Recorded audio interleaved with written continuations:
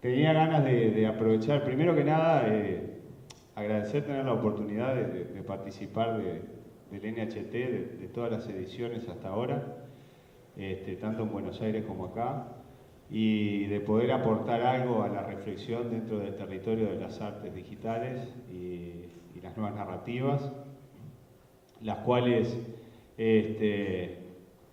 no tienen una...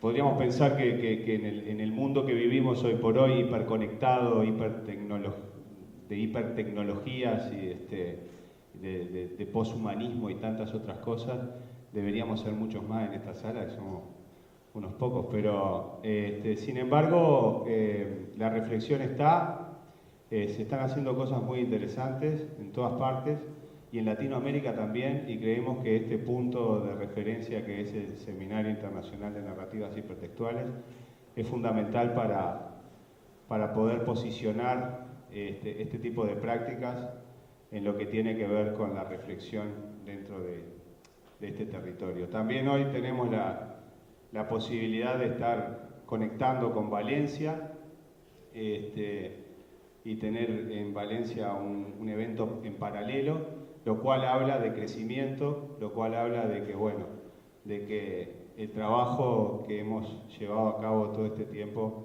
está dando sus frutos. Bueno, más allá de eso entonces me presento, yo soy Marcos Unpierre, para los que no me conocen, trabajo en el área de lenguaje computarizado de Bellas Artes,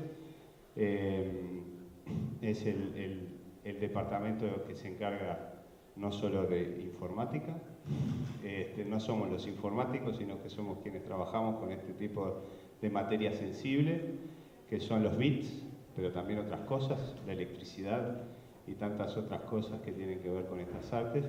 Y lo que quiero presentarles hoy es un proyecto que recién está madurando, y sin embargo ya tiene bastante historia en lo que tiene que ver con mi historia personal, pero como proyecto en sí, como concreción, recién está empezando a carretear para poder despegar.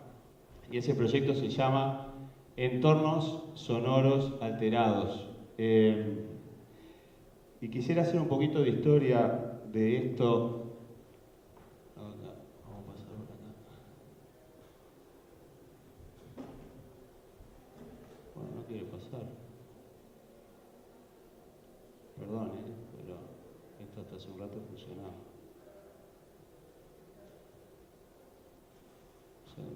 Bueno, quisiera hacer un poquito de historia con respecto a esto. Vamos a bajar porque debe tener una flechita de abajo. Ah, no, ¿qué es esto? Qué genial. Ah, pero no es esto. Deme un segundito. Perdón, lo tenía ahí. Slides.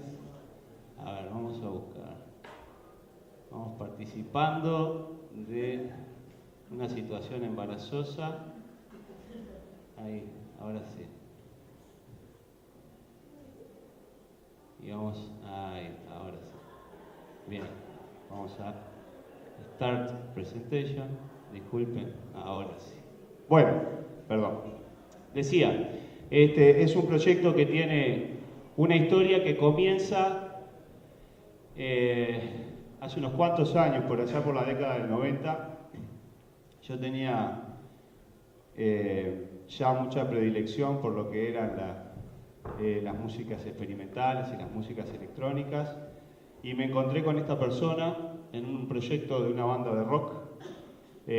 Fue convocado Ulises Ferretti a esa banda de rock como productor musical, y tuve la dicha de cruzarme con él y empezar a gestar en aquellas charlas que teníamos de boliche, en muchos casos que hablábamos de poesía y de arte, y hablábamos de música y de experimentación. Se empezó a gestar una historia que tenía que ver con la alteración de los espacios sonoros. Ulises fue una persona que realmente me indujo, hoy por hoy ya no está entre nosotros, y también quería incluirlo en esta charla como parte de mi camino, como un mentor muy importante que tuve la dicha de que apenas me tocara un par de años en mi vida, pero modificó sin duda lo que es mi visión a posteriori de lo que era para mí la música y el sonido. Mi territorio de exploración es más que nada lo sonoro, pero en ese momento era lo musical. Hoy creo que el término sonoro amplía un poco más aún ese territorio.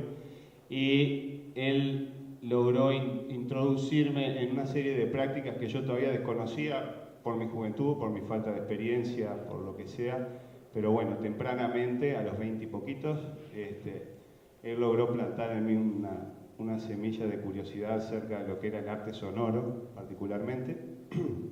Y en esas tertulias que les comentaba antes, empezamos a hablar de alterar espacios, alterarlos perceptivamente, alterarlos a través de la retroalimentación y del filtrado y de la modificación de las ondas sonoras dentro de un espacio cerrado. De ahí que estuvimos hablando bastante tiempo en empezar a trabajar con este proyecto, pero bueno, las vicisitudes de la vida hicieron que los caminos se abrieran y nunca se llegó a concretar. Después nos encontramos varias veces en la vida en distintas instancias y decíamos, che, tenemos aquello, ¿te acordás? Que es como decir, vamos a hacer un asadito. Bueno, lo mismo, tenemos aquel proyecto pendiente todavía y nos quedó pendiente porque, bueno, por lo menos para hacerlo en conjunto nos quedó pendiente. Pero sin embargo a mí me quedó la necesidad de llevarlo adelante, de poder pensarlo, repensarlo. Y este año, por diversas razones, se volvió como a imponer, a ponérseme en el camino, se me cruzó nuevamente y decidí finalmente empezar a darle marcha al asunto. También las condiciones son diferentes. También tuve algunas otras experiencias dentro de esta pequeña historia que les quiero hacer. Voy saltando como mojones importantes, creo que me fueron afianzando en esto. Tuve otra historia muy interesante. Yo soy de la ciudad de Santa Lucía, en el departamento de Canelones, 70 kilómetros de acá, más o menos. Y viví muchos años acá en la capital, en Montevideo, 20 años, me vine de mi pueblo a estudiar, a hacer todo lo que uno hace. Y me volví a ir a mi pueblo, por allá por el 2009, para criar a la familia. Y me ofrecieron dar un taller en una escuela, en una villa muy chiquita que se llama 25 de agosto, que es en el departamento de Florida. En una escuela que es la escuela número 47, que fue la segunda escuela que recibió las computadoras del Plan Ceibal después de la escuela de Cardal. Y en esa escuela, que es una escuela por la cual su población, que es muy chica, tiene mucho orgullo, me propusieron dar una especie de taller de sonido, de música, algo, que hiciera algo. Y a mí se me ocurrió hacer un taller que se llamaba Interacción y apreciación del paisaje sonoro. Vaya uno a saber qué pretendía hacer con ese título, pero me largué a la aventura y tenía niños de primer año a sexto año. Nunca había trabajado con niños tampoco, fue una de las experiencias más maravillosas que tuve. Y me encontré con un mundo bastante nuevo desde el punto de vista de la interacción. Lo primero que me dijeron, vino una chiquita de segundo año de escuela, se me paró abajo, así, me mira y me dice, ¿vos sos el hijo de Papá Noel? Y le digo, sí. ¿En serio? Claro, dije, ya está, tengo toda la vinculación acá. Ese fue mi primer encuentro con mis estudiantes.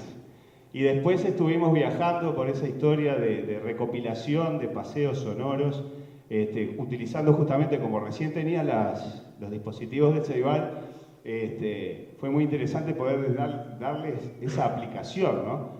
Y empezamos a trabajar en el sentido de pasear, grabar y después ir a otro lugar y descontextualizar eso que grabábamos y escucharlo y empezar a imaginar distintos paisajes.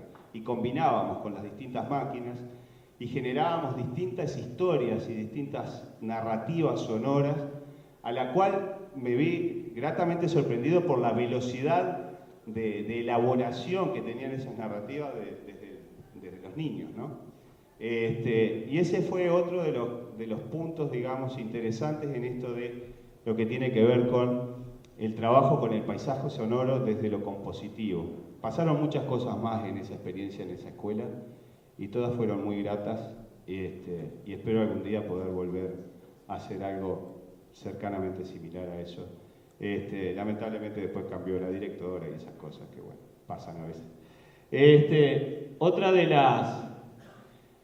Después saltamos al 2012 y tuvimos la oportunidad nuevamente a través de Ceibal de trabajar en un proyecto que se llamaba Montevideo de los Niños, en el cual trabajamos desde el área de artes, desde el área de... No nombro el área.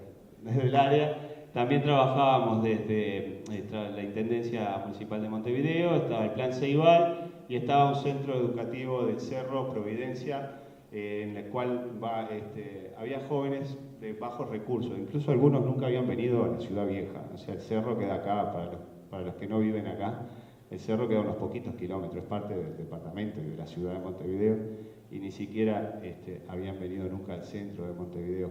Ahí desarrollamos una experiencia que tenía como objetivo modificar la fachada del Cabildo a un mes, ¿no? Teníamos un mes de trabajo, y a su vez estuvimos trabajando el hecho de capturar el paisaje sonoro, transformar, tomar esos sonidos que capturamos, nos construimos nuestros propios micrófonos, hicimos toda una práctica de hacerlo tú mismo, nos construimos una especie de sampler en Scratch, que es una plataforma de programación para niños que es alucinante en realidad para aprender a programar.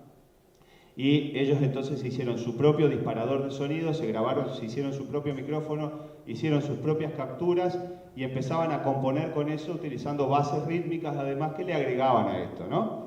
El resultado fue que hicimos les voy a poner apenas un video de presentación un poquito. El resultado fue que llegamos en la noche de los museos de diciembre de 2012, llegamos a la Plaza Matriz. Proyectamos con este mismo proyector y otro igual sobre la fachada del Cabildo y empezamos a utilizar los sonidos que habíamos capturado en la tarde. Habíamos salido de paseo por la Ciudad Vieja y capturamos esos sonidos y ellos iban conmigo y con algunos de sus padres y atesoramos todos esos sonidos, los editamos durante la tarde y los pusimos en nuestros samplers hechos a medida más tarde, para después generar una sesión, una jam de paisaje sonoro, modificando la fachada del Cabildo de Montevideo. Esto es apenas... ¿Tiene volumen la computadora, Marquito?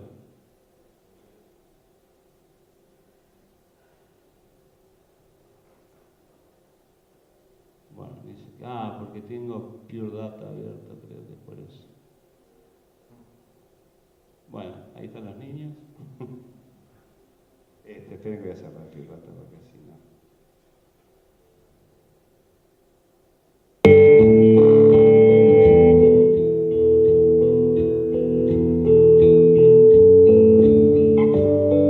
Acá estamos haciendo una actividad en la cual, en conjunto con el Ceibal, vamos a proyectar sobre la fachada del Cabildo los dibujos de los niños, es decir, que van a intervenir el Cabildo, y al mismo tiempo vamos a reinterpretar el paisaje sonoro de la Ciudad Vieja a partir de tomas que estuvimos haciendo en la tarde.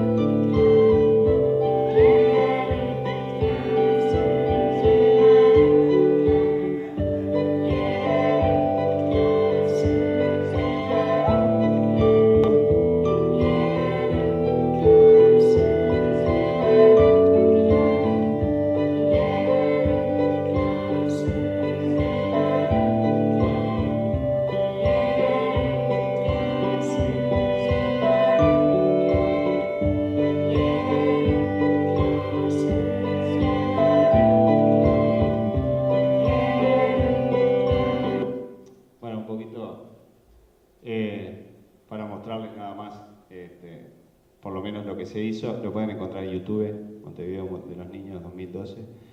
Fue una experiencia muy linda y en la cual nuevamente hay para mí, un mojón en esto del paisaje sonoro, que vengo trabajando desde hace un tiempo, pero como estos momentos con los niños han sido como los momentos más cruciales. Después empecé a atar este tipo de cosas. Bueno, cuando me encontré con Ulises, una de las cosas que empezamos a hablar y empezamos a ver fue el tema de la música concreta y lo que tiene que ver, esto un poco ya entrando en los antecedentes de este proyecto, ¿no? Más allá de la historia personal y de lo que me fue motivando, que fue mucho más que esto, pero por lo menos para muestra basta un botón. Dentro de los antecedentes podemos tener la música concreta, que justamente nace y aparece a partir de la música electroacústica, y cuando empiezan a aparecer los dispositivos que podían llegar a grabar, digamos, sonidos y descontextualizarlos para utilizarlos después de una forma compositiva, ¿no? Es decir, que ya básicamente un chirrido de una puerta, la bocina de un tren o el sonido de un auto pasaba a tener la misma importancia en este tipo de territorio que un violín, que una viola, que cualquier otro instrumento de una orquesta clásica, ¿verdad? Entonces, dentro de la música concreta encuentro yo o visualizo yo un antecedente de este trabajo, al igual que también, acá tengo un pedacito nada más de música concreta para los que no conocen mucho, se llama Etude de Brutes, de Pierre Schaeffer, que fue justamente quien promocionó en principio la música concreta.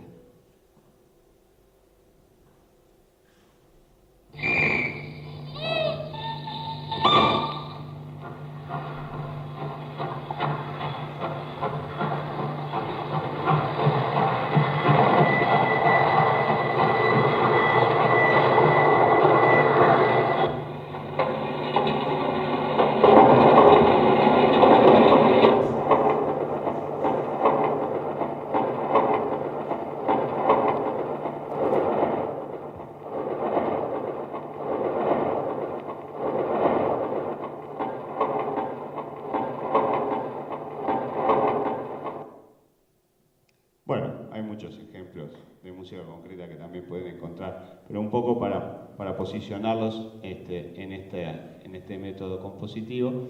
Y a su vez, ya yendo un poquito más allá, la música concreta tomaba los sonidos, los graba y los descontextualiza, compone con ellos.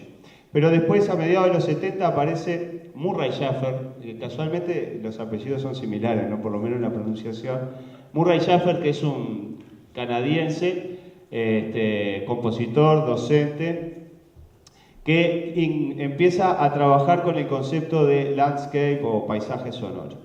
Y lo que hace, en lugar de tomar los elementos del paisaje sonoro, de elementos, vamos a decir, sonidos de la naturaleza o sonidos creados por el humano, y ponerlos en una grabación o mezclarlos de una manera arbitraria, lo que hace es darle al espacio sonoro, al paisaje sonoro, una serie de pautas, digamos, que le permiten a uno empezar a apreciarlo de otra manera. Y es como que, por ejemplo, una de las prácticas comunes y que tiene que ver con el proyecto es el paseo sonoro, es decir, los paseos, él hablaba también de la clariaudiencia, la limpieza de oídos, pero no la limpieza con cotonetes, sino una limpieza que tenía que ver con lo mental, en el cual uno limpiaba sus oídos para poder apreciar el sonido a partir de ciertas pautas, las cuales tenían que ver con la tonalidad, que sería como los sonidos que están siempre de fondo de un espacio sonoro, ¿no? Esos sonidos en los cuales uno incluso llega a acostumbrarse y a incluso empezar a filtrarlos, digamos, de la percepción diaria. ¿Qué pasó? Mirá, la HDMI, magia. Muchas veces ni siquiera prestamos atención, a no ser que haya algún cambio en ese trasfondo, en esa tonalidad. Después lo otro que se plantea son las señales sonoras, que son los sonidos que se encuentran en primeros planos, por ejemplo, sonidos que resaltan de ese background, o de ese fondo, y nos llaman la atención, ¿no? Un bocinazo, una ambulancia o una explosión, cualquier tipo de cosa que nos saque del letargo de la sonoridad de fondo, ¿sí? Y por último están las marcas sonoras, que son los sonidos característicos. Por ejemplo, yo como marca sonora siempre recuerdo, hay una sirena en mi pueblo también, que es de una fábrica de zapatos, que me acompañó toda la niñez, que era la sirena que llamaba a los obreros a trabajar, ¿no? Martín, que es del pueblo, también se debe acordar de la sirena de la fábrica de Molaguero, y que era un sonido característico de las mañanas y de las tardes de Santa Lucía. Entonces eso va generando como de alguna manera una memoria emotiva, algo que nos lleva a ciertos puntos de nuestra historia, a ciertos momentos de la línea de tiempo en los cuales nos puede dar pautas, tal como pueden ser los aromas o ciertas sensaciones que nos van provocando las reminiscencias a través de los sentidos. Bueno, eso serían las marcas sonoras, digamos. Entonces, algunas de las cosas que yo quería también explorar con este proyecto era qué tipo de vinculación podía haber. No estoy inventando nada con esto, pero quiero comprenderlo yo, reflexionarlo yo. ¿Qué tipo de vinculación podía tener el espacio escultórico con el espacio sonoro? ¿No? Y empecé a buscar algunas frases que me podían llevar a dilucidar, o algunos textos que me podían llevar a dilucidar un poco esta cuestión. Por ejemplo, el fenómeno de la escucha no depende exclusivamente de los sonidos en sí, sino de las relaciones concretas del hombre con su medio sonoro, del contexto ambiental, social, etcétera, donde se produce el sonido. Es decir, que más allá de lo sonoro, empieza a jugar otro tipo de elementos, digamos, en ese espacio que ya trasciende lo sonoro y tiene que ver incluso con la experiencia personal. También encontré otro texto que me lleva a un poco a encontrar esa conexión, que es esta capacidad simbólica de determinados sonidos puede contribuir del mismo modo que otros aspectos del medio, visuales, olfativos, climáticos, a definir el espacio y la relación del sujeto con el mismo. Y ahí es donde empieza a vincularse aquello del espacio, de la relación con el espacio, y en el tema de lo escultórico, la relación de la escultura con el espacio y con quien la observa, ¿no? Todo esto es como un ensayo de encontrar este tipo de vinculación para llegar a la reflexión del proyecto. Entonces, una vez más, revolviendo aún más en textos, encuentro esto que dice que el espacio hace posible la escultura del mismo modo que la escultura posibilita nuevos espacios. Y el espacio que se extiende entre los objetos es el requisito previo para que podamos acceder a ellos y al mundo. Esto tiene mucho que ver con lo sonoro y con la posibilidad de generar ese puente, ese vínculo en lo escultórico y el sonido como material sensible para la escultura. La obra incide en el espacio, pero el espacio también incide en la obra. Y finalmente llegamos, me quedan solo 8 minutos porque hace 2 me dijeron que quedan 10. Finalmente llegamos a lo que es el proyecto hacia dónde va este proyecto de espacios sonoros alterados, que tiene que ver justamente con una experiencia personal, es decir, valerse de los dispositivos que tenemos hoy en día. Esto se sale un poco de aquella idea que teníamos con Ulises de hacerlo en un espacio cerrado y ahora pasamos a un espacio abierto. Y utilizando los dispositivos móviles que tenemos hoy en día, poder generar una experiencia única a partir de la escucha del espacio sonoro, pero la modificación o el mashup, si se quiere, en tiempo real a través de una interfaz en dispositivos móviles. También se plantea el hecho como un complemento, digamos, de utilizar auriculares con la capacidad binaural, es decir, poder escuchar espacialmente en la medida que me muevo, a través de auriculares que sean realmente los micrófonos y no que sea solamente el móvil. Pero ambas cosas son válidas para el proyecto. Se plantea justamente lo que es el paseo sonoro y en ese paseo sonoro ir generando esta mezcla, digamos, que tiene que ver con filtrado, que tiene que ver con aplicación de efectos, que tiene que ver con ecualización de los sonidos. No vamos a entrar en ningún detalle técnico sobre esto, pero pasa un poco por ahí, es decir, yo voy escuchando y a su vez voy modificando. A mí me pasaba que cuando empecé a trabajar con los primeros prototipos, que todavía están prototipos, yo viajo desde Santa Lucía hacia acá y venía con un laptop modificando el sonido del Omnibus a través de Pure Data, que es la plataforma que utilizo a priori para la modificación sonora, y eso me generaba toda una recontextualización de lo que me estaba pasando. De hecho, ya no escuchaba música, directamente venía escuchando eso porque eso era la música en ese momento. Y pasaron cosas muy interesantes. Esos procesos de 1 hora y cuarto de viaje, de ida y vuelta, y de estar escuchando y escuchar los murmullos de la gente y procesándolo, fue como una experiencia estética sumamente interesante. Bueno, esto es digamos que tiene que ver un poco con una posibilidad de interfaz en la cual estoy trabajando, y también me gustó para agregarle lo que tiene que ver con una cartografía sonora, es decir, todo ese recorrido que hago, poderlo ir cartografiando, tener puntos concretos en los cuales yo hago esos mashups y poderlos guardar de alguna manera, incluso compartirlos como grabación, ¿no? Es decir, poderlo compartir en las redes sociales, lo que sea, y tener esa posibilidad de compartir ese acto estético que no es completo, porque el paseo lo hice yo. En principio, este viaje es un viaje bastante individual, y el espacio escultórico ese del que hablábamos y la escultura incidía, nos incide solo a nosotros, el sonido nos rodea a nosotros y casi que nosotros somos la escultura y la estamos haciendo en ese momento. De ahí que viene un poco ese puente que estoy tratando de tender y que todavía estoy tratando no solo de tender, sino de entender. A su vez también quería trabajar a través del movimiento para que la escucha pueda ser más concentrada, no tener que estar concentrándome solo en la interfaz. Entonces, pensando en el acelerómetro y en otras posibilidades que nos dan los dispositivos móviles para poder modificar pero incluso la propia presencia en ese espacio sonoro, que sea un elemento también de alteración del mismo. Bueno, eso es un poco filtro, frecuencias, tipo de conexión, acelerómetro, geolocalización, etc.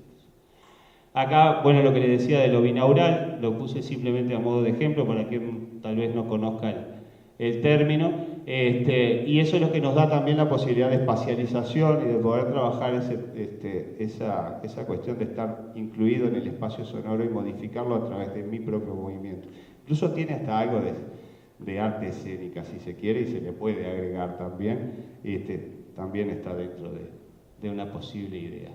¿Qué herramientas estoy utilizando? Esto cortito, no voy a hacer nada técnico.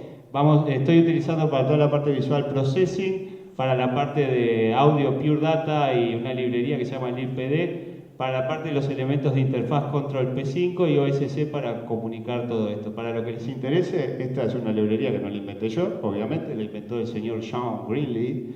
Está a disposición, es open source y se puede utilizar perfectamente para generar aplicaciones sonoras. Y finalmente, ¿cuál podría ser el resultado? Bueno, yo intentaba mostrarles brevemente, tal vez, y si la ocasión lo amerita, que creo que sí, una posibilidad de esto. Prepárate, Marquitos, porque esto puede explotar. Vamos a ver cómo sale.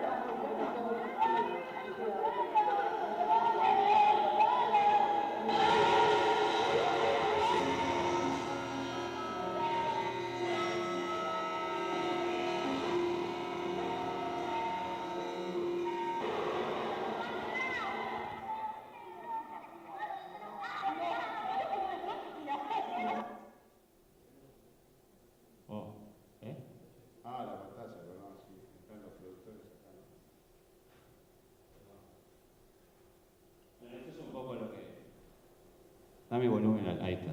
Esto es un poco lo que estoy trabajando acá, que es Pure Data, que es la base de esto. Por supuesto está fuera de la aplicación. Tengo un ecualizador paramétrico y a su vez estoy modificando acá lo que son algunos efectos que tienen que ver con la modificación de ese paisaje que en ese momento es una tarde de río con los chicos. Y bueno, no me queda más que darle las gracias. Esperemos que este proyecto surja, nazca y esté en Play Store y para iOS para que todos lo disfruten. Muchísimas gracias por la atención.